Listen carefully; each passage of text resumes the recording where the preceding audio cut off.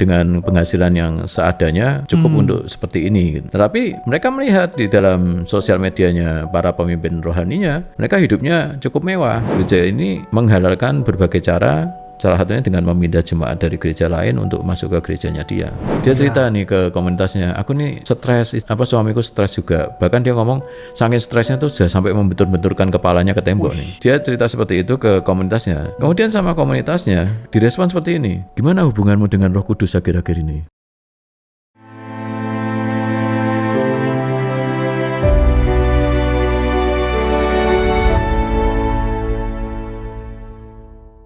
Selamat datang di Lensa Bilangan. Di sini kita akan melihat data, mendengar cerita, dan berusaha memahami gereja. Dalam salah satu pemetaan PRJ terhadap anak muda, kami mendapatkan data bahwa sekitar 1 dari 7 anak muda mengatakan bahwa ketika mereka mengalami krisis, masalah yang berat, mereka tidak memiliki satu orang pun yang bisa diajak untuk ngobrol dan curhat dan berkonsultasi. Angka ini menunjukkan bahwa ada sebuah kebutuhan akan ruang yang aman ketika mereka memiliki permasalahan yang cukup berat. Saya hadir bersama Iwan Setiawan yang melayani di ideclare.id dan biasanya mendengar banyak sekali percakapan dan pertanyaan iman dari anak-anak muda. Betul. Termasuk protes-protesnya mereka gitu. Kak Iwan bisa nggak kenalin sedikit perannya itu sebagai apa di ideclare, dan sebetulnya ideclare ini tempat ruang atau curhat yang seperti apa gitu loh. Mungkin dari model-model mereka yang datang itu seperti apa dan percakapannya gimana, apakah hanya online saja atau gimana? Silakan. Oke, perkenalkan nama saya Iwan Setiawan ya. Aku di sini sebagai leader dari ideclare.id. ideclare.id sendiri ini adalah sebuah organisasi para church. Jadi dia mendampingi gereja dan dia bukan sebagai gereja. Di sini ideclare berfungsi sebagai alat misiologi untuk penjangkauan, memberitakan Injil ke anak-anak muda, generasi dari milenial, Gen Z, dan juga Alpha. Dominannya yang follower kami adalah seperti itu. Nah, melalui apa? Melalui konten-konten yang disajikan di dalam sosial media kami. Kita bergerak di Instagram, TikTok, dan YouTube. Nah, tadi kalau Bro Cemara sempat cerita bahwa anak-anak muda butuh tempat untuk curhat. Nah, ideclare ini adalah tempat curhat yang biasa dilakukan oleh anak-anak muda. Lewat apa? Lewat DM. Di sana dia mencurahkan apa yang mungkin tidak bisa disampaikan ke gereja atau ke orang-orang umum. Dan dia secara di ruang digital tersedia tempat yang aman untuk bisa melepaskan apa yang jadi unek-uneknya dia. Nah, itu yang kami tangkap di situ. Seperti itu gambarannya. Iya, dan realitanya banyak sekali yang DM curhat ke situ ya? Wow, cukup banyak lah. Cuma terakhir-terakhir ini karena mungkin isunya agak bergeser, tidak sebanyak dulu. Cuma kalau banyak, dibilang banyak, cukup banyak. Kita sehari bisa puluhan. Wow. Puluhan DM yang masuk. Ternyata banyak sekali memang butuh tempat nyaman untuk bisa mengerak unek-unek mereka gitu ya. Betul, yang nggak bisa, yang biasanya nggak bisa keluar di gereja gitu. Iya. Katanya kan kalau di gereja itu ada telinga di dalam dindingnya gitu loh. Jadi tidak bisa bebas untuk bercerita. Jadi nanti jadi bahan pembicaraan atau bahan khotbah gitu kan. Oh, ternyata jemaatku ada yang begini-begini. Terus iya, isi khotbahnya bagaimana supaya menjadi jemaat yang seperti ini gitu kan. Jadi ya. Nah, kalau dilihat di akhir-akhir ini, isu apa yang masih menjadi apa ya, yang sering dicurhatin sama anak-anak muda sekarang? Sebenarnya kalau lingkup isu yang dicurhatkan mereka itu banyak, tapi yang dimensi yang paling banyak masuk ke DM kami itu yang menjadi terutama adalah tentang kekecewaan pada gereja. Kekecewaan terhadap gereja. Itu maksudnya gimana, kan bisa lebar banget tuh kan? Wah, ini kalau mungkin dengan bahasa sederhana ya, aku coba bagi menjadi 3 kategori deh ini di sini. Kekecewaan dalam gereja ini ada 3 kategori yang mungkin di dalam DM-DM-nya mereka. Yang pertama adalah kecewa kepada pemimpin gereja atau tokoh dari gereja tersebut. Yang kedua adalah dengan organisasinya. Dan yang ketiga ini yang paling parah. Mereka kecewa dengan Injil. Jadi pertama dari kepemimpinnya, habis itu juga merembet ke gerejanya. Organisasinya betul. Dan yang paling parah adalah ke Injil atau isi pesan dari gereja ya. Betul sekali. Jadi apa yang disampaikan doktrin teologi dan lain-lain itu sering menjadi kekecewaan juga terhadap mereka. Nah ini menarik ini. Kita bahas satu persatu ya. Siap. Kalau mulai dari utama dulu deh. Oke. Pemimpin gereja, karena kan pemimpin yang paling banyak tersorot gitu ya. Betul. Yang paling sering muncul apa? Ya sebenarnya begini, ini ada stigma yang sebenarnya anak muda itu tertanam di dalam benaknya mereka. Stigmanya adalah pemimpin itu adalah orang yang sempurna. Pemimpin adalah orang yang sempurna. Iya, dan mereka adalah utusan-utusan dari Allah sendiri. Ya semacam dewa gitu ya. Ya. Atau perwujudan Allah yang betul-betul ini duplikatnya Allah di dalam dunia gitu kan. Betul, dan patron. patron yang mereka bisa jadikan sebagai figur untuk menjadi apa ya, semacam acuan mereka dalam menjalankan nilai-nilai kekristenan dalam kehidupan sehari-hari gitu ya. Jadi mereka punya stigma bahwa contohnya orang menerapkan Injil atau Alkitab ya di pemimpin gerejanya gitu betul kan. Banget, jadi harus putus sempurna gitu. Betul banget. Dan terus. Jadinya ini merembet ke berbagai aspek. Okay. Misalkan nih ada stigma yang menempel di anak muda, seorang hamba Tuhan kok hidupnya seperti borju misalnya gitu, yang diposting di dalam sosial medianya mereka. Itu banyak ya? Cukup banyak yang. Jadi bukan hanya akun-akun tertentu saja yang blow up itu ternyata itu bukan karena itu ya. Nah ini justru curiganya mereka anak-anak muda ini mengkonsumsi apa yang ditampilkan oleh akun-akun tersebut dan mereka jadi aware. Betul, sebenarnya bisa seperti itu. Tapi dalam kenyataannya sehari-hari ada anak-anak muda yang memang secara langsung melihat pemimpinnya kok seperti ini gitu. Contohnya ya, misalkan mereka tuh merasa aku tuh setiap hari tuh makannya ngirit nih, karena berjuang dalam 1 bulan itu dengan penghasilan yang seadanya cukup untuk seperti ini gitu. Tetapi mereka melihat di dalam sosial medianya para pemimpin rohaninya, mereka hidupnya cukup mewah, menunjukkan sedang makan di suatu tempat yang tahu itu mahal dan lain-lain. Meskipun di story ya yang 24 jam hilang gitu. Ya. Seperti itu. Nah itu yang membuat mereka kecewa. Dan itu banyak yang komentar begitu. Banyak.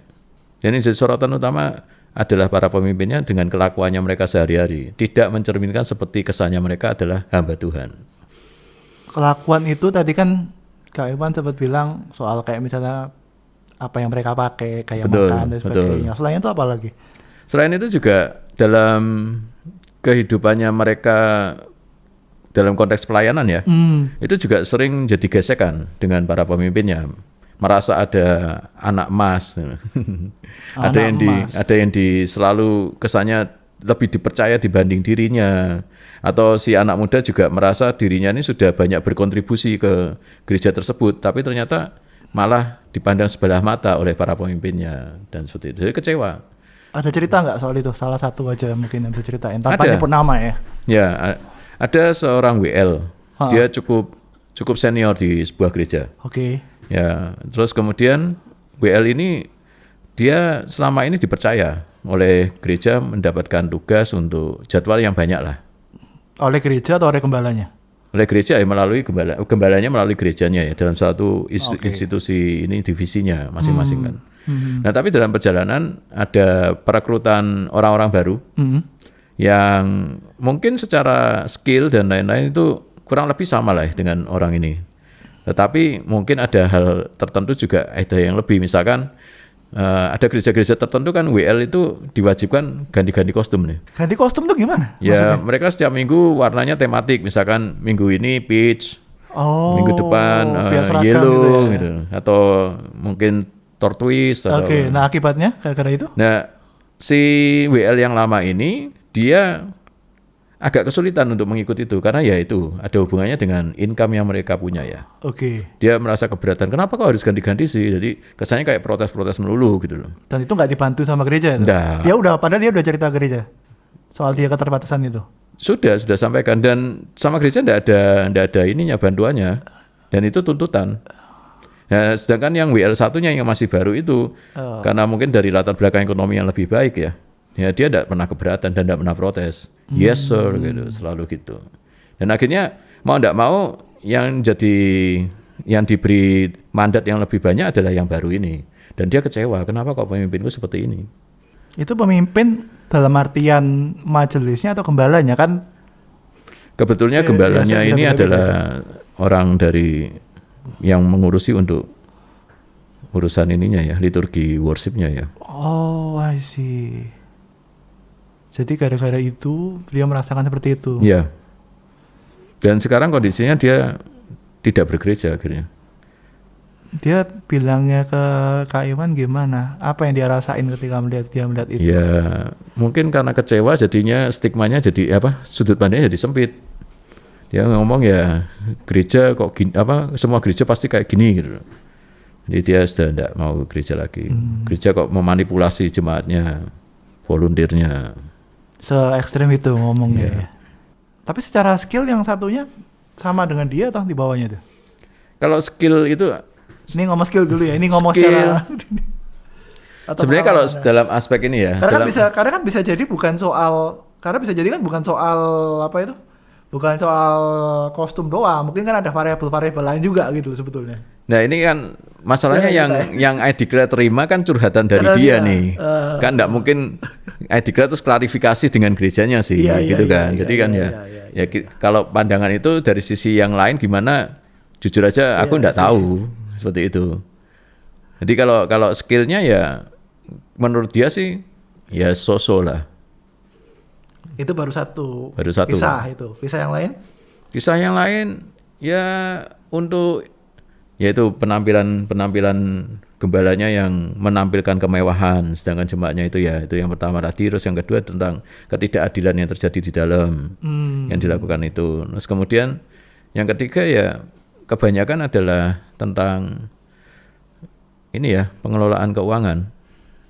Misalnya kan ada ini sekarang yang lagi hot ini kan isu gereja tertentu yang anaknya yang melanjutkan orang tuanya dan dikatakan bahwa pengelolaannya untuk kebutuhan pribadi. Jadi merasa bahwa ya pemimpinnya mengelola keuangan yang diterima oleh gereja bukan untuk kepentingan gereja tetapi untuk kepentingan pribadi. Itu terjadi di 1-2 gereja atau banyak gereja yang kayak gitu? Kalau yang Edikler tahu sendiri itu ada beberapa sih. Tahu sendiri itu karena jemaat dari situ cerita apa? Iya, jemaat di situ yang bercerita. Terus habis lihat kayak gitu biasanya jemaatnya pindah atau Ya rata-rata bukan pindah ya, apa? nggak bergereja. Oh mereka malah Iya, nggak jadi bergereja. kecewa dalam artian Nggak bergereja itu maksudnya gimana? dia menganggap bahwa semua Online. pemimpin gereja akan melakukan hal yang sama. Online. Dan Oke. ya bisa bilang online, tapi online tidak menetap di satu gereja. Oh sorry. Tapi dia masih tuh gini. Dia tuh nggak gereja itu dia keliling gereja atau? Enggak secara fisik enggak ke gereja. Oh jadi sudah betul-betul hilang. Betul-betul enggak. Tapi tetap Kristen. Tapi tetap Kristen. Tetap ya Kristen. nanti kita bahas di bagian lain itu. Yes, itu yeah. menarik itu. Tetap Kristen. Tadi kan sempat bilang 3 garis besarnya Yeah. ya. Itu sudah simpulkan di awal tadi ya. Itu tadi kan terhadap pemimpinnya. Nah terus kalau terhadap gerejanya gimana? Ini kan kita udah mulai geser ke bahas. Tadi kan udah mulai bagi-bagi itu kan sebetulnya juga ada bagian pemimpinnya juga, sistem gerejanya juga. Betul. Nah kalau sistem gerejanya? Ya gereja ini secara sistem gereja organisasi ya dalam artian ya. Oke. Yang paling dominan yang menjadi sorotan mereka itu adalah tentang gereja yang sifatnya seperti mewariskan ke anaknya. Jadi menyiapkan apa istilahnya ya? Ya. Pendetanya yang senior itu punya anak nanti yang melanjutkan anaknya. Nah itu kan kayaknya 40% 50% gereja di Indonesia kan begitu kan. Nah itu dia. Padahal Sistemnya kan begitu. seperti warisan perusahaan kan. Betul. Itu menjadi sorotan. Karena ada sisi soal asetnya juga kan. Betul. Jadi sempat jadi problem juga di Betul. kan. Dan bahkan juga dari ini kan juga mereka jadi sumber pertengkaran juga di dalam keturunannya. Misalkan keturunannya ada 2 atau 3, itu kan ada rebutan juga di situ. Nah itu yang menjadi kekecewaan anak-anak muda melihat seperti itu. Jadi mereka sudah melihat pemimpinnya begitu, gerejanya turun temurun. Iya. Terus apa lagi yang mereka lihat dari Dinasti gereja? ya, kalau istilahnya Dinasti. itu. Ya, jadi gereja dinasti. Seperti itu Sudah ya. gerejanya dinasti, habis itu kelakuannya juga pemimpinnya tidak mencerminkan Kristus. Betul. Dan memang kalau secara data PRC memang kita kan survei tahun 2024 gitu ya. Itu alasan terbesar mereka malas ke gereja. 3 alasan terbesar ini saya lupa nih, mesti ngecek lagi. Salah satunya itu adalah mereka tidak melihat contoh real pemimpinnya itu tidak bisa menginspirasi mereka atau bahkan kalau dibahas di kuesioner itu pemimpinnya munafik. Oke. Se-ekstrim itu. Munafik ya. Iya, itu munafik keimanan. Iya, Menarik. jadi kelihatannya tapi ini tidak spesifik misalnya pemimpin gereja itu adalah tidak spesifik ke arah pendetanya, tapi ini kan bisa ke tim majelisnya, ke diakonianya dan lain sebagainya. Jadi itu cukup besar, itu sekitar 30% atau 29% aku lupa. Jadi datanya itu yang membuat mereka malas ke gereja. Yang paling bikin, selain mereka nggak punya, di data memang mereka merasa nggak punya teman gitu ya. Itu jelas, tapi itu isu yang lain. Kayak kita bahasnya soal kecewaan mereka terhadap gereja sekarang ini ya. Jadi mereka melihat kemunafikan itu ada. Dan akhirnya, tadi kan aku kan sempat nanya ya, mereka ke gereja apa enggak, akhirnya ternyata mereka menghilang dari gereja. Nah sekarang yang terjadi itu adalah mereka itu sudah menganggap bahwa seperti yang Ko Iwan bilang tadi, gereja nggak gereja, yang penting Kristen. Yang penting Kristen. Betul. Tapi mereka masih kalau di kesimpulan ya, kalau di kesimpulan yang kami lihat di survei 2024 juga, itu mereka tuh menganggap bahwa tidak ibadah minggu nggak apa-apa, asalkan mereka punya kelompok atau komunitas untuk bertumbuh dan mereka mengalami perubahan hidup di dalamnya. Tunggu. Kelompok komunitas yang bertumbuh ini komunitas mereka untuk bertumbuh. Dalam artian bukan dalam konteks komunitas gereja ya? Bisa jadi komunitas gereja, bisa jadi para church, kan sekarang kan banyak komsel-komsel yang di luar itu gitu. Kita kan tidak mengunci ya. Itu juga our bad sih, jadi nggak sampai saya detail itu ya. Tapi at least mereka bilang ke gereja hari Minggu, nggak ke gereja nggak apa-apa, asalkan punya komunitas untuk saling membangun dan memang mereka merasakan manfaat dari situ gitu loh. Karena itu buat mereka lebih berguna karena mereka melihat perubahan hidup. Jadi mereka melihat Jadi mereka tuh melihat pemimpinnya udah begitu, terus mereka melihat juga orang tuanya juga yang kebanyakan mikir rajin ke gereja, tapi ternyata kelakuannya di rumah nggak ada bedanya. Itu juga data-data menunjukkan bahwa mereka juga stres juga di rumah gitu loh, meskipun orang tuanya mereka juga aktivis. Nah akhirnya pola yang tadi membuat tadi itu pola soal mereka merasa ibadah minggu nggak penting, itu persentasenya itu sangat kentara sekali. Jadi kalau dilihat pola itu yang mereka yang usia-usia kuliah, yang milenial, Gen Z. Iya, yang usia-usia mereka, pokoknya mereka usia kuliah, itu yang berkata nggak apa-apa, itu sekitar 40%. Ironis ya. SMA 50%. Lebih gede ya? Gede. SMP 60%. Ini aku bulatin semua ya. Jadi Gen Alpha juga masih ini ya, masih bergumul di area ini ya? Betul, karena mereka melihat mereka melihat tidak ada keteladanan itu gitu loh. Mereka melihat rajin ke gereja tapi kelakuannya nggak berubah, mending aku jadi seperti temanku yang nggak gereja atau mungkin kepercayaan lain tapi kelakuannya lebih baik. Dan bahkan kalau misalnya ditarik lebih jauh lagi, ya apa bedanya Kristen sama yang lain gitu loh. Mereka melihatnya tuh sampai begitu, makanya mereka mikir ya udahlah, kalau istilah sekarang tuh spiritual but not religious. Itu pola-pola itu sudah tampak gitu. Jadi mereka udah malas ke gereja, yang penting aku tetap Kristen. Tapi masih ada bagusnya. Oh ya, aku baru ingat mau ngomong apa. Kalau mereka ditanya, buat kalian tuh tanda pertumbuhan iman itu apa? Yang paling besar tuh adalah perubahan hidup. Parameternya itu ya. Iya, kita Perubahan kan hidup ada nih. variabel banyak, tapi nggak tahu perubahan hidupnya seperti apa. Nah itu yang Nggak aku mau ada. tanya itu perubahan hidup karakternya. seperti apa? Nah itu aku lupa, aku mesti ngecek lagi. Biasa bangun pagi terus bangun siang itu juga perubahan hidup loh. Iya, intinya semakin serupa dengan Kristus kasarnya gitu ya. Berarti bisa jalan di atas air dong.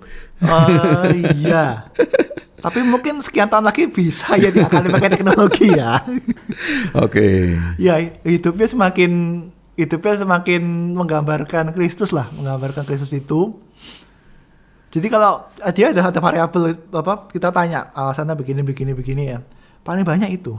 Jadi akhirnya mereka itu melihat bahwa Kristen itu yang penting perubahan hidup. Yang membuat akhirnya itu sama dengan apa ya, istilahnya jatuhnya jadi moralistik banget. Iya. Mereka melihat, makanya ketika tadi lihat kalau pemimpinnya kayak gitu, terus melihat mereka sudah kecewa dengan apa itu, mereka kecewa sama pemimpin gerejanya, terus mereka kecewa sama organisasi. Iya. Akhirnya mereka mulai meninggalkan tanda kutip institusi satu paket ini, udahlah ngapain?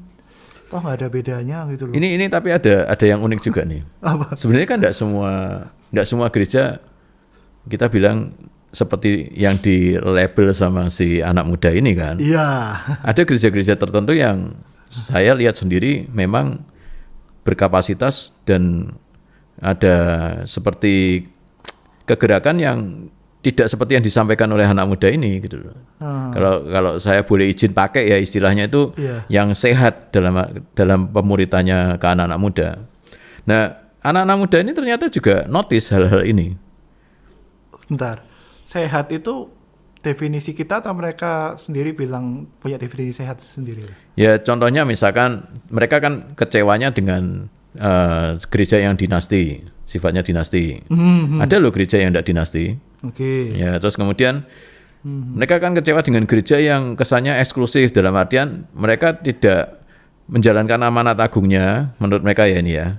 Amanat agung Kristusnya itu bukan untuk penjangkauan di luar, tetapi lebih fokus ke dalamnya aja. Maksudnya? Ya tidak memberitakan Injil keluar, tetapi bingung dengan kondisi ngurusi jemaatnya yang di dalam ini seperti apa gitu loh. Jadi mereka atau malah lebih tepatnya memastikan bahwa jemaatnya tidak pindah gereja lain gitu misalnya. Enggak. Ya salah satu strateginya itu membuat nyaman kan jemaatnya yang ada di dalam. Goalnya itu kan ujungnya supaya gerejanya supaya nggak pada pindah gereja. Betul seperti itu. Nah ada yang melihat seperti itu, tapi tidak semua gereja kan seperti itu. Betul. Ada yang gereja yang aktif dalam penginjilan di luar, dalam melakukan misi, memberitakan firman Tuhan, memberitakan Injil, memberitakan kabar baik ke orang-orang luar. Dan bahkan saya lihat sendiri ada gereja-gereja yang tidak concern untuk pertumbuhan jemaat. Dalam artian mereka secara angka ya. Secara angka.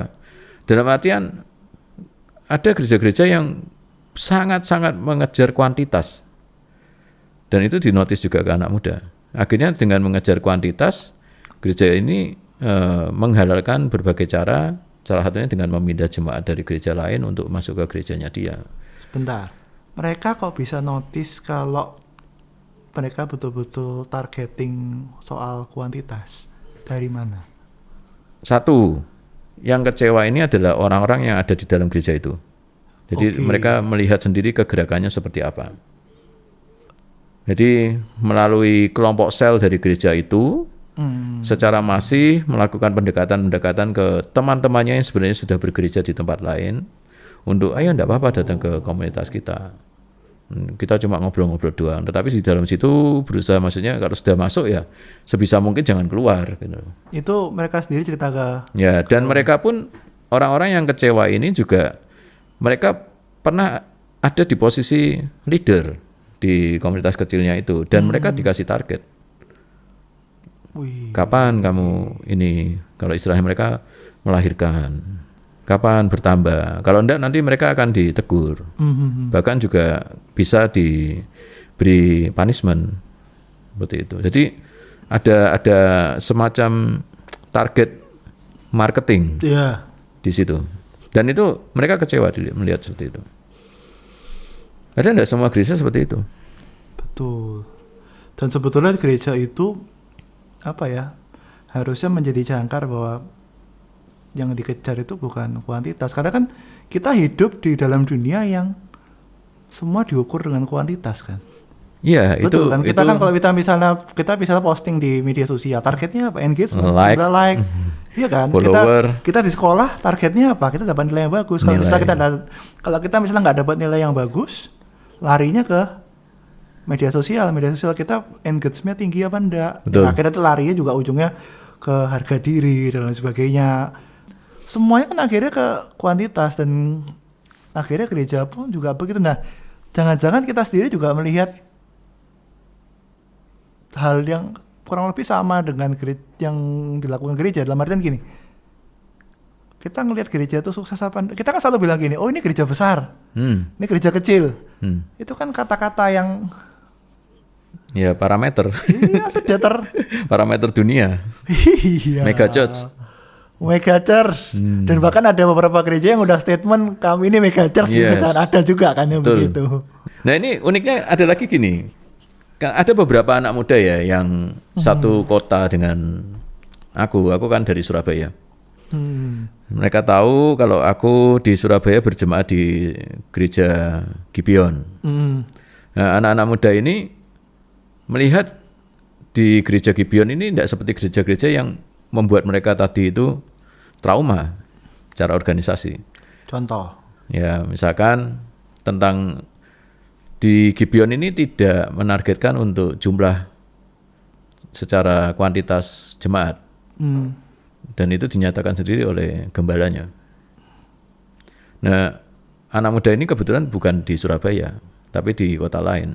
Tapi karena dia tahu aku berjemaat di situ, dia tanya, apakah ada cabang gereja ini di kotaku? Gitu. Aku mau berjemaat di situ, gitu loh. Saya gereja yang tempat aku berjemaat ini tidak mempunyai cabang. Memang tidak pernah akan punya cabang. dan memang di statement tidak akan membuka cabang Iya, kan. dan itu dinyatakan secara lugas oleh gembala saya. Dan barusan ini juga membuka tanda kutip gereja baru yang bukan menjadi cabang kan. Betul, seperti itu. Nah itu yang anak-anak muda sebenarnya ada kehausan sebenarnya. Mereka tuh ada kehausan untuk bergereja kan. Tidak cuma sekedar kecewa kan sebenarnya. Jadi mereka tuh sebenarnya haus. Iya. Ada keinginan firman untuk tetap Tuhannya. bergereja. Tapi Mencari gereja yang tidak membuat trauma seperti yang mereka rasakan itu yang perlu perjuangan buat mereka. Tidak semua kota juga ada. jadi mereka punya kehausan, Yes. tapi mereka dihalangi oleh praktek dan sistem yang ada di situ gitu kan. Betul, sama ketersediaan dari gerejanya sendiri. Karena gereja-gereja rata-rata juga ya tidak sempurna ya. Iya. Semua gereja tidak sempurna, termasuk gereja saya juga tidak sempurna. Tapi sebetulnya banyak nggak sih nyari gereja yang sempurna gitu? Curhat-curhat Banyak gitu. dong. Banyak. Mereka curhat kayak gitu. Banyak yang terlepas dari. Buat mereka gereja sempurna itu kayak apa? Kalau aku pribadi ya selalu memberikan masukan ke anak-anak muda untuk mencari gereja yang sempurna, yaitu bukannya yang bisa membuat mereka nyaman. Kalau membuat nyaman, nasi padang juga bikin nyaman loh. Nggak harus bergereja kan. Yang membuat gereja mereka itu sesuai kebutuhan mereka itu adalah gereja yang bisa membuat mereka bertumbuh. Bertumbuh. Ya, bertumbuh dalam artian ya salah satunya secara doktrin Injilnya gimana. Yang membuat kecewa juga. Oh, mereka sampai mempertanyakan soal Betul. apa yang mereka tanyakan? Ya, berarti ini sudah di luar aspeknya organisasi dan pemimpin nih. Betul. Ya, kalau secara Injil gini, anak-anak muda sebenarnya merasakan Injil ini mengerikan. Injil mengerikan. Mengerikan. Maksudnya gimana? Yang mereka katakan apa? Jangan disensor, jangan diperhalus. Ya, mereka kalau kepleset dikit nih, Eh, kalau enggak baca firman Tuhan, baca Alkitab enggak rajin, berdosa. mereka bilang gitu. Iya. Banyak anak muda yang merasakan bahwa gerejanya menganggap bahwa tidak baca Alkitab itu berdosa, Berdosa. karena ini aku jadi ingat juga karena kan aku sempat tumbuh di lingkungan yang sangat menekankan istilah bahwa ya itu kan apa sih hidupnya orang Kristen. Jadi kalau kita nggak baca Alkitab, ya Kayak kita enggak mati. bernafas dong. Heeh, Mati. jadi anggapannya itu aktivitas rohani kita Betul. itu sebagai sebuah kewajiban. Ya. Kalau orang Kristen itu wajib ke hari Minggu, ya kan? Kalau habis itu minimal. Aku nggak tahu kalau yang dulu ya. Kalau yang sekarang aku tangkap itu minimal ke hari Minggu ke gereja. Nah, kalau bisa ya firman Tuhan dibaca dan macam-macam saat teduh, firman Tuhan, join ke konser. Disiplin rohani kan maksudnya kan. Disiplin rohani. Yeah. Tapi itu menuju pada pertumbuhannya dia. Ya. Tapi di kebanyakan itu nggak terlalu ditekankan. Jadi pokoknya pendekatannya adalah kamu itu adalah Kristen. Ya. Kalau kamu Kristen itu berarti kamu sebagai seorang sebagai seorang murid Kristus harusnya ibadah hari Minggu. Dan bahkan bahkan kalau misal saat teduh aja ya, di zamanku itu aja sampai saat teduh itu kewajiban. Harusnya pagi. Iya. Kalau misalnya karena meneladani firman Tuhan juga ya. Iya, pagi-pagi benar gitu kan. Terus kalau misalnya nggak saat teduh, nanti harimu kacau. Betul. Terus akhirnya kan melebar juga sampai ke misalnya kita ngomong hari Minggu gitu ya. Kalau kita nggak ibadah hari Minggu, nanti pekerjaannya nggak diberkati. Sekolah nilainya jelek. Yeah. Relasi dengan teman rusak. Relasi pacaran rusak. Yeah. Itu narasi-narasi yang sering muncul nggak sih? Yeah. Atau ada narasi lain yang muncul? Enggak lah, sama aja. Di sekarang pun juga seperti itu. Bahkan ini contoh ya, seperti yang curhat ke I Declare. Iya. Itu seorang Gen Z, tapi pasangan muda dan sudah menikah dan punya anak nih. Oke. Jadi pasangan muda Gen Z. Nah ini Gen Z itu kan mungkin ada secara stigma itu kan generasi yang rapuh nih. Iya. Strawberry. Stigmanya. Betul. Seperti itu. Nah mungkin itu juga menempel ke si anak muda ini. Nah dia punya anak, dia mengalami namanya baby blues. Yeah. Baby blues itu dia stres. Apalagi mamanya, orang tuanya tuh posisinya beda kota, jadi agak jauh gitu, stres. Sebagai kita orang yang punya komunitas di dalam gereja, wajar dong kalau kita curhat ke komunitasnya. Dia cerita nih ke komunitasnya, aku nih stres, suamiku stres juga. Bahkan dia ngomong saking stresnya tuh sudah sampai membentur-benturkan kepalanya ke tembok nih. Iya, gitu. Jadi dia cerita seperti itu ke komunitasnya. Kemudian sama pemimpin komunitasnya, direspon seperti ini pertanyaannya. Dan ini mind blowing banget. Gimana hubunganmu dengan Roh Kudus akhir-akhir ini? Gimana dengan saat teduhmu dengan Tuhan saat terakhir-terakhir ini? Jangan-jangan aku curiga kamu mulai meninggalkan Roh Kudus. Jadi tidak menerima hikmat nih. Wow banget kan? Wow. Nah, itu. Wow. Jadi legalis banget gitu loh. Jadi dia tanya, apakah memang Injil itu seperti itu ya? Semengerikan itu ya? Sebentar, legalis itu maksudnya mungkin bagi beberapa yang nggak jarang dengar, maksudnya transaksi gitu kan? Yes. Jadi kalau kita if we do good, God will do good for us gitu kan? Kalau kita berkorban untuk Tuhan, kalau kita sudah melakukan kewajiban kita, saat teduh dan macam-macam, relasi dengan Roh Kudus dan sebagainya itu berrelasi everything dengan will be fine. Iya, karena Tuhan akan membuka tingkap-tingkap berkatnya gitu kan. Kok sampai sana ya? Kan tadi kan ngomong saat teduh juga kan. Betul. Jadi itu yang dirasakan oleh anak muda ini. Dan akhirnya dia kecewa, kok gini ya? Aku ini sudah stres, kok malah dimarahin. Malah disalahin gitu kan. Iya, dimarahin. Gitu ya. Ngurus anakku aja sudah waktunya itu sudah seperti kepontang-panting gitu loh. Tapi ini dikatakan hubunganku sama Roh Kudus gimana gitu. Ya seperti itu. Langsung ditarik urusannya dia sama Tuhan ya. Ini akhirnya karena berpikir bahwa kalau dengan Tuhan lancar, Tuhan pasti memberi bimbingan. Nah terus? Ya akhirnya dia tidak bergereja, kecewa. Pola gitu banyak nggak? Ya pola yang meninggalkan gereja karena doktrin-doktrin yang mungkin menuntut ini. Menuntut mereka untuk begini, menuntut mereka itu banyak. Dalam artian tidak cuma dalam satu isu yang seperti tadi itu. Nah terus harusnya gereja gimana? Karena kan kebanyakan apa ya kalau dibilang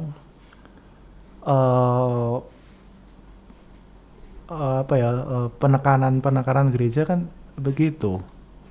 Enggak juga lah, enggak semua gereja seperti itulah. Oh iya. Ada gereja yang bahkan ada gini ya, isu anak muda yang karena kebetulan menerima doktrin-doktrin yang seperti itu, transaksional, Iya. dia berpindah ke sisi yang lain, Ke gereja-gereja yang bebas. yang lebih bebas, lebih humanis, ke antinomian. Jadi yang satunya sangat terkekang, terus akhirnya pindah ke Gereja yang bebas. lebih terbuka, yang lebih lentur kalau Lentur istilahnya. gitu ya. Kan realitanya gitu kan.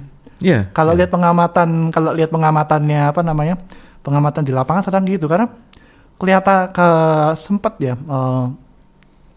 Kami kan di BRC ini kan juga sempat survei soal pertumbuhan gereja. ya, Nah, fakta yang menarik itu adalah satu dari dua gereja itu bertumbuhnya karena perpindahan gereja, Perpindahan jemaat. dan Oke. lebih menarik lagi ketika dilihat secara kategori usia, yang paling ekstrim terjadi transfer jemaat itu di anak muda. Kelihatannya dari mana? Ini aku nggak lihat secara presentasinya langsung ya, tapi gini, kami kan kategorikan pertumbuhan gereja ini secara jumlah ya. Ini ngomong secara kuantitas. Bertumbuh pesat, Secara bertumbuh biasa, kuantitas ya. bertumbuh pesat, bertumbuh sama tidak bertumbuh. Jadi ada 3 level, yang di atas, yang tengah, sama yang bawah. Nah, kalau di jemaah dewasanya mereka masih tersebar merata di 3 ini. Nah, kalau anak muda antara mereka bertumbuh pesat, kalau enggak Hilang. turun. Ya berarti kan kelihatan antara hilang ke hilang, atau mereka pindah. Dan fenomenanya kan kalau mau dilihat ya tanpa perlu menyebut nama gereja, kalau kita sama-sama perhatikan kan kelihatan gitu kan gereja-gereja tertentu yang mulai kehilangan jemaat, dan beberapa gereja tertentu yang naik, dan gereja-gereja yang ya kamu boleh datang dengan apa adanya, mau pakaian seperti apapun. Ya contohnya inilah ya, anak muda kan masih dalam pergumulan yang boleh atau enggak kan, seringnya seperti itu ya. Boleh atau enggak. Contohnya misalkan boleh enggak untuk merokok? Boleh enggak Ya, boleh apa enggak untuk minum alkohol? Boleh enggak untuk bertato? Nah, mestinya kalau itu ditambah lagi kan, boleh enggak setiap hari makan lemak gitu. Makan makanan yang berlemak yang enggak sehat gitu. Boleh enggak setiap hari mager? Mestinya ditambah gitu juga kan. Enggak sesuatu yang ekstrim kelihatan sekali gitu. Jadi kan itu yang mestinya, itu yang anak muda masih menjadi pergumulan dalam hidupnya mereka sendiri-sendiri. Nah, kadang gereja itu hadir dengan suatu tongkat yang boleh enggak boleh. Boleh enggak boleh. Nah, kenapa enggak boleh itu enggak disampaikan juga. Meskipun boleh pun juga enggak disampaikan juga gitu. Nah, itu yang menjadi notice juga ke anak muda. Kesannya kayak ya itu tadi, Injil ini kok mengerikan gitu. Aku pernah ngisi di salah satu narasumber gitu ya, di salah satu gereja, salah satu gereja lokal. Itu bahkan ada anak muda tanya, kok dia sampai ekstrim sebut nama gereja tertentu, spesifik gitu ya, bukan nama sinode ya, nama gereja tertentu. Terus dia tanya ke para narasumber, yang model begitu ibadah diterima sama Tuhan nggak? Oh ya, sampai seperti itunya. Sampai seperti itu. Itu anak muda yang tanya. Jadi dia bahkan liturgi sampai disorotin juga ya. Apa? Liturgi ibadah disorotin juga ya. Bukan liturginya, pakaiannya. Oh, pakaiannya. Iya, jadi pakaiannya. Oh, Kan ada gereja tertentu yang harus pakai anggapannya pakaian gereja kan ala-ala kita ini. kan ketemu raja segala raja kan. Oh, oke. Ya. Okay. Yang satunya kan bebas gitu kan, mau dia terbuka asalkan tidak memancing atau jadi batu sandungan bagi orang lain, silakan dipakai gitu kan. Tapi ada ekstrim satunya lagi, itu ada gereja-gereja yang sangat-sangat terbuka. Iya. Bahkan yang kita tahu mereka ngasih souvenir untuk Natalnya aja minuman beralkohol. Oh ya, Yes. menarik ya, gereja mana itu? Aku mau ke sana. Seperti itu. Jadi ya, dan jadi ini yang akhirnya anak muda juga ada yang larinya ke sana. Ada yang di sisi kiri atau di sisi kanan. Jadi istilahnya aturan itu aturan itu nggak usah diikutin gitu kan, pokoknya percaya Yesus gitu. Iya. Lentur itu tadi, konsep lentur itu yang menjadi doktrin utama dalam gereja ini, penerimaan lenturan. Dan itu dibiasakan di situ. Maksudnya dibiarkan. Itu aku enggak tahu. Aku mesti masuk ke dalam dan mempelajari kalau menilai itu ya. Cuma yang kelihatan sekali adalah itu. Luar biasanya adalah souvenir untuk Natalnya minuman beralkohol. Nah, jadi harusnya gimana? Kan satunya kan ya prinsipnya gini sih kalau ini ya. Kalau buat aku ya. Kita di sini bukan untuk mencari gereja atau menilai gereja atau membela gereja. Betul. Atau membela hamba Tuhan gitu ya, atau kita menilai mereka, tapi kita mencoba memahami perjalanan realita fenomena yang ada gitu loh ke anak-anak muda kan, dari apa yang kita diskusikan sebetulnya. Butuhnya mereka gimana? Nah yang pasti sih gini ya, setiap apa yang dilakukan oleh tiap gereja dengan berbagai keunikannya masing-masing, menurut aku ya itu tetap ada yang membutuhkannya. Tidak bisa kita membuat satu ajaran gereja yang menjadi suatu kesepakatan bersama gitu. Iya. Jadi ada gereja-gereja tertentu yang kita harus membuka hati. Kondisinya gereja memang ada berbagai macam variasi. Betul. Dan secara variasi. Betul. Dan apapun yang dilakukan itu selama untuk memberitakan Injil dan memberitakan tentang kabar baik, ya lakukan. Dan itu nanti jadi pilihan dari anak-anak muda sendiri untuk mereka sesuai kebutuhannya mereka. Nah, itu yang kalau saya soroti gitu. Jadi bukannya gereja harus bagaimana. Kalau menurut saya dengan kondisi keberagaman ini ya itulah gereja sih. Ya, dan semua itu akan disempurnakan pada waktu nanti Yesus datang. Terus bagaimana gereja menanggapi tadi kan soal pemimpinnya begitu, gerejanya begitu. Nah tentang pemimpin ya, itu ada pertanyaan reflektif yang buat kita renungkan bersama nih, ke anak-anak muda juga nih. Kalau kita menganggap dia adalah stigmanya adalah utusan dari Tuhan sendiri. Iya. Kalau utusannya gagal gitu, apakah pesannya otomatis akan salah? Belum tentu. Nah, ini yang perlu ditanamkan ke anak-anak muda bahwa kita itu bukan figuristik ke arah kita menjadi Kristen atau kita beriman karena seseorang. Iya. Itu yang perlu kita tanamkan ke anak-anak muda. Kita punya Jadi para leadernya ini mereka itu bukan apa nih? Kalau utusannya gagal, apakah pesan Injilnya itu akan otomatis salah? Karena mereka utusan Tuhan. Ya? Betul. Dan namanya manusia itu tidak ada manusia yang sempurna. Iya. Semuanya tidak ada yang sempurna. Itu yang harus ditanamkan ke anak muda. Memang ada oknum-oknum lah ya. Iya. Hamba-hamba Tuhan yang membranding diri seperti dewa gitu ya. Iya. Yang harus dituruti, harus diikuti, visinya dia harus diikuti semuanya. Ada yang seperti itu. Cuma dengan kita mendewasakan jemaatnya, ya kan medianya macam-macam. Sekarang ada media sosial yang dilakukan Edikler dan lain-lain. BRC juga bisa menunjukkan data-data dan lain-lain, kan juga bisa menjadi pembelajaran untuk mereka yang mau terbuka pikirannya seperti itu. Itu yang mungkin akan menjadi masukan-masukan yang positif ke anak-anak muda dalam menghadapi tantangan imannya ya di dalam kondisi mereka sehari-hari seperti sekarang ini di dalam bergereja. Jadi bahwa mereka itu pembawa pesan. Betul. Itu yang penting ya. Betul. Itu kalau untuk pemimpinnya. Betul. Kalau untuk gerejanya? Ya kalau saya menekankan ya pindah gereja itu enggak apa-apa. Yang pasti jangan berhenti mencari gereja yang mau hidup dalam terang. Dalam artian gereja-gereja yang memang bisa membuat anak muda ini bertumbuh. Pindah gereja enggak apa-apa. Anak saya juga pindah gereja. Saya pun juga pindah gereja. Iya. Saya pun juga pindah gereja. Iya, karena ya ada alasan-alasan yang membuat kita mencari tempat untuk bertumbuh.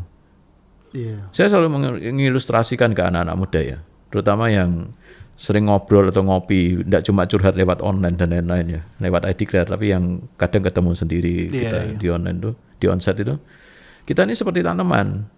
Mungkin kita ilustrasinya paling gampang padi lah ya. Padi itu kan waktu semai awal dari benih, jadi kecil-kecil itu kan pupuknya lain dengan pada waktu mereka sudah di luar, sudah berbulir. Kebutuhan pupuknya lain gitu loh. Nah, dalam iman kita kalau kita bertumbuh, mungkin gereja yang ini dulunya tuh oke. Iya, sesuai dengan kebutuhan Iya, kita pada sesuai saat itu. Betul. yang kita butuhkan untuk bertumbuh. Betul. Tapi pada suatu pertumbuhan tertentu, gereja ini kalau misalkan tidak ada semacam upgrade yang progresif atau gimana, Iya. itu kita akan mencari sesuatu yang kok kurang ya gitu loh. Kita cari tempat lain. Ya, itu tidak masalah kalau pindah gereja. Dalam konteks gereja juga harus bisa memahami bahwa jemaat bukan miliknya gereja. Jemaat adalah miliknya Tuhan. Iya, karena sekarang semakin terlihat persaingan yang sengit antara gereja dan merasa gereja lain itu kayak tari-tarian. Kayak tari-tarian gitu kan. Itu kan jadi kalau dari segi kepemimpinan gerejanya melihat gereja lain sebagai sebagai rekan. Karena kan banyak itu. Kalau di Jakarta nih beberapa area itu dalam radius 1 kilo aja bisa ada 3-4 gereja gitu. Gila. Kalau ini. Jakarta gitu ya. Kalau Surabaya 1 mall. Oh iya. Oh tapi di Jakarta juga ada. Tuh di Jakarta tuh yang tinggal milih aja lantai sekian gereja apa, lantai sekian gereja apa. Itu juga ada. Itu juga persaingannya juga saya nggak tahu. Kalau Surabaya saya dengar malah nanti asirnya yang di luar. Asirnya udah saingan gitu kan. Tarian mau kemana gitu kan. Ini Depen udah pernah rame kan itu di. Betul. Udah di media sosial udah pernah rame. Nah kalau anak mudanya sendiri, kadang-kadang kita mungkin aku ingat ya kalau kita bicara kayak gini, bisa jadi nanti akan banyak berpikir bahwa lo berarti kan pertumbuhan itu subjektif. Aku ngerasa nggak cocok di sini, ya aku pindah ke tempat yang lain. Gimana kok kayak gitu? Mungkin kalau awalnya dia subjektif sih tidak masalah. Dalam artian nanti dalam pertumbuhan dewasa imannya dan hatinya terkalibrasi, ya dia juga akan bisa menyadari lah. Dalam konteks yang memang kebutuhannya dia atau keinginannya dia itu yang antara kebutuhan atau keinginan ya. Jadi antara selera. Iya betul. Atau memang kebutuhan. Karena kan mungkin dia merasa bahwa satu gereja ini kok rasanya gereja ini nggak menjawab pergumulanku sehari-hari ya. Yang dulu aku merasa untuk sekolah aku masih bisa oke. Terus sekarang aku di masa kerja kok gereja ini kurang. Aku masih ingin belajar lebih. Aku merasa kok ada yang perlu lebih. Ini ya, terus kadang-kadang juga aku sempat juga merasa gini, kok rasanya sudah bisa ditebak sih arah khotbahnya kemana, isinya apa. Betul. Aku pernah merasakan seperti itu dulu. Kita menilai, padahal kita kalau suruh khotbah ya bingung. Iya, bingung. Ya yang kita perlu sadari sama-sama ya, termasuk reflektif bagi yang lihat podcast ini. Kekecewaan sama gereja itu sebenarnya nyata, bukan hal yang tidak nyata gitu. Ada kecewa itu pasti. Tapi jangan biarkan kegagalan orang-orang yang mungkin mengaku sebagai wakil Tuhan, yang ngakunya juga sebagai jemaat yang mengikuti Kristus, itu membuat kita berhenti mengenal Kristus secara pribadi. Dan justru ketika segala sesuatu itu mengecewakan, sebagai seseorang yang berinjil, seharusnya itu kita semakin lihat bahwa pribadi yang sempurna dan tidak pernah gagal itu siapa? Yesus sendiri. Fokus kita harusnya di sana. Itu yang harus saya rasa bisa jadi poin yang bisa jadi renungan kita dalam mengambil langkah-langkah apa yang menjadi keputusan kita dalam bergereja dan dalam tantangan iman. Kalau aku lihatnya tadi itu, kalau kita bicara soal kesempurnaan dan sebagainya kan berarti kita masuk ke, kalau pembahasan kita tadi itu di arah Injilnya seperti apa gitu. Betul. Kan? Pesan mimbarnya seperti apa gitu. Yeah. Apakah di ekstrim yang transaksi tadi, atau sebetulnya dua-dua transaksi juga sih. Toh aku ngomong apa mau ini itu, iya. Cuma drivernya aja yang beda gitu kan. Yang paling dirasakan itu adalah kalau aku tarik semua kesimpulannya itu ya, aku coba rangkai adalah mereka tuh kecewa dengan gereja, terus mereka melihat kekecewaan itu terhadap pemimpinnya, lihat terhadap sistem dan macam-macam itu. Yang tentu mereka bisa kecewa itu, semua kekecewaan mereka itu diawali dengan pandangan mereka terhadap apa itu pemimpin gereja, apa itu gembala. Oh, oke. Bener kan? Yes. Dan macam-macam itu gitu. Jadi mereka melihat kalau karena tadi kan sempat Kak Iwan bahas kan, gara-gara mereka melihat punya stigma bahwa hamba Tuhan itu dewa. Jadi mereka melihat hal seperti itu, tapi ternyata melihat loh kok begini. Jadi mereka udah punya stigma seperti itu, melihat segala perbedaan harusnya begini ternyata begini. Yang perlu kita tekankan adalah siapapun itu, mau pendeta maupun orang tua ataupun bahkan rekan-rekan kita, itu hanya tanda kutip ya sebagai pesannya Tuhan buat kita. Iya kan? Betul. Ya memang juga sebutkan juga bahwa kita ini sebagai kitab yang terbuka gitu kan, makanya semuanya harus laras, dan itu semua pasti ya siapa sih di kita yang sudah bebas, betul-betul bebas dari dosa gitu ya. Kita masih punya pergumulan masing-masing yang terus kita berusaha untuk untuk lepas dari sana kan. Pasti ada aja kita mau lari ke sini kena lagi, tapi setidaknya ada progres. Nah, kembali lagi ke bagaimana kita melihat orang lain atau bagaimana kita memandang pemimpin, khususnya kalau dalam konteks kita sekarang adalah mereka ini pembawa pesan gereja. Keren, betul. Mereka ini pembawa pesan. Jadi mungkin kalau mereka, jadi kita pun juga jangan sampai menuntut mereka harus sempurna juga gitu loh. Banyak hamba Tuhan stres juga gitu ya. Aku dengar kalau di surveinya Barna itu 40% hamba Tuhan udah burnout malah. Sampai ada buku juga ngomong faking fine. Aku lupa karangannya siapa. Jadi terpaksa harus tampil baik karena tuntutan itu dikasihin gembalanya juga. Kayak gitu. Itu kalau soal gembalanya. Nah, kalau soal milik gerejanya, ya mau bertumbuh dimanapun, yang penting adalah bedakan antara itu memang selera atau itu memang kebutuhan. Karena merasa misalnya nih, aku ke gereja situ, aku nggak ngerasa ada pertumbuhan, aku nggak ngerasa ada perubahan dalam hidupku, pindah. Wah, ini nanti toh jangan lupa semoga tidak ada yang nyerang saya nih. Itu dari Anda kata-katanya. Oke. Dan sekali lagi, dan jangan lupa, ini aku jadi ingat satu slogan ya. Yang namanya semua gereja kan milik Tuhan.